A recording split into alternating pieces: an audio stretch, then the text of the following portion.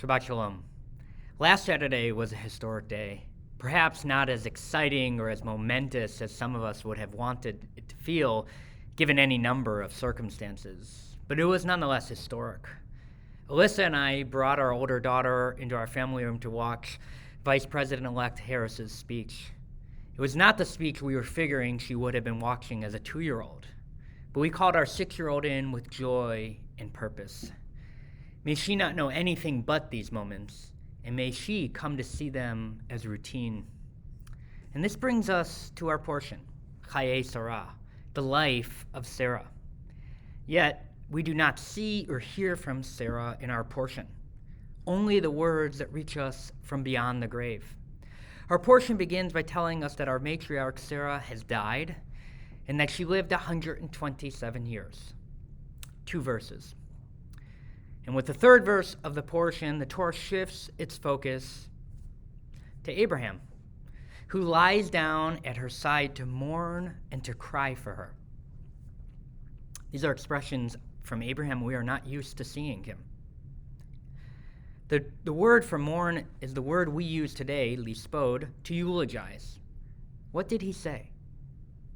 I'm not trying to follow the Torah's lead and focus on Abraham, but we must delve deeper into those words. Were they sorrow-filled words of regret? Were they words of apology? One famous midrash posits that his actions led to her heartbreak and that was the cause of death. And that when she heard the news of her husband's attempt to sacrifice their beloved only son, Isaac, she died on the spot. But who was Sarah? There had to be more to fill out those 127 years than we know. She was not someone we easily see in ourselves, or at least not the part of ourselves that we want to display to the world. She was someone who was easily moved by her resentments and jealousy.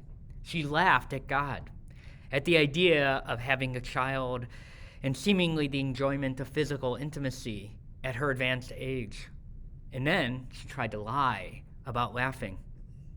She did not yearn for the voice in the sky, nor rush towards it, but she did live with it. She did not hide, nor did she say that this life was beyond what she was capable of. Beyond that, we need to search for the words in the blank spaces between the Torah's limiting portrayal.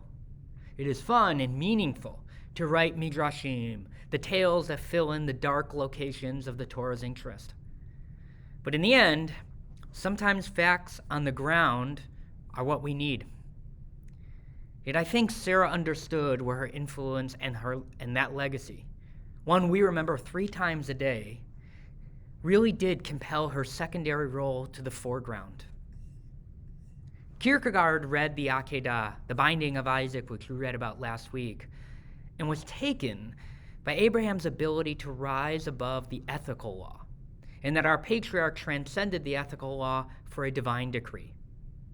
In this, he saw greatness, which is perhaps in clear juxtaposition to Sarah, who could not, or at least did not, transcend the ethical law.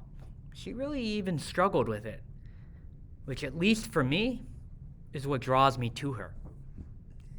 In the opening scene of our portion, we see a broken Abraham standing over the body of his deceased wife, the woman who he loved, yet failed to show it. He failed to live a life that actively expressed that love. And what I love about that opening scene is that we do not see Abraham. We do not see Abraham doubling down in his steadfast faith and using his faith to steel himself. What we see is a man who walks back on his dedication by reconciling his love for Sarah with the image he sees in the mirror, not what others reflect back to him. He chastises himself for what Kierkegaard and generations have heaped praise on him for, choosing faith over family.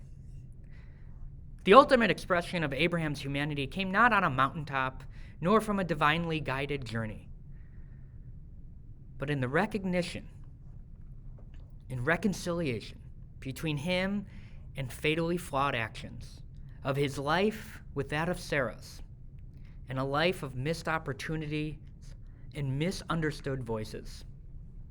Textually, Sarah's legacy is a legacy directly tied and in the shadow of her husband. It took her death to get Abraham to live a better life, a life with the God he sees in other people, rather than searching for the God he found in the greatness others ascribed to him. We praise the Torah for giving us leaders who are human, but is that not a euphemism for someone who's just not that great? Yet, the moral of Abraham's sad end-of-life realization is a timeless one of enduring and eternal significance.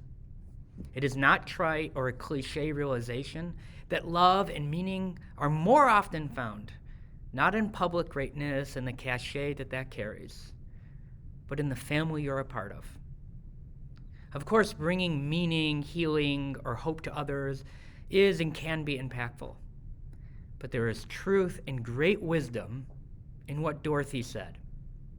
If I ever go looking for my heart's desire again, I won't look any farther than my own background, because if it isn't there, I never really lost it to begin with. We should live fully with our loved ones, not with who we would like our loved ones to be, nor living a life where we do not allot enough time to fully see who our loved ones are. I wish I was more creative, more insightful into the Torah's terse account of Sarah, offering something better right now. But the legacy I see is still directly tied to Abraham. Yet that is not one to diminish nor sneeze at. Abraham lived for God, the voice he heard from above, and it caused heartache. Sarah's voice came from below, a wisdom rooted in the here and now, and made a very human man great, and took her authentic self to an equal greatness. It is our job to no longer see limits or confines on Sarah's meaning and legacy.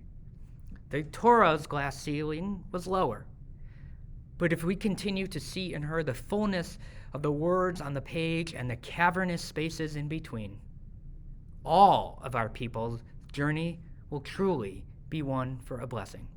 Shabbat Shalom.